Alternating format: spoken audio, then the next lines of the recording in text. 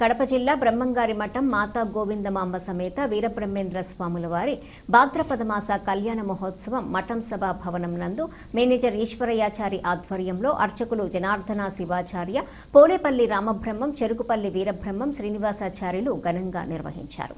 ఈ కార్యక్రమంలో పూర్వపు మఠాధిపతి కుమారుడు వెంకటాద్రి స్వామి పాల్గొని ప్రత్యేక పూజలు నిర్వహించారు. ప్రతి మాసంలో శుద్ధ ద్వాదశి నాడు నిర్వహించనున్నట్లు మఠం మేనేజర్ ఈశ్వరయ్యాచారి భక్తులకు తెలిపారు.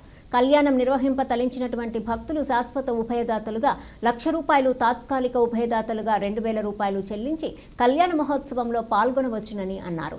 కళ్యాణం అనంతరం భక్తులకు తీర్థ ప్రసాదాలు అందజేశారు. ఓం నమో వీరబ్రహ్మేంద్ర స్వామిని. ఇది జగద్గురు శ్రీమద్ విరాట్ పోతులూరు వీరబ్రహ్మేంద్ర స్వామి వారి మఠం.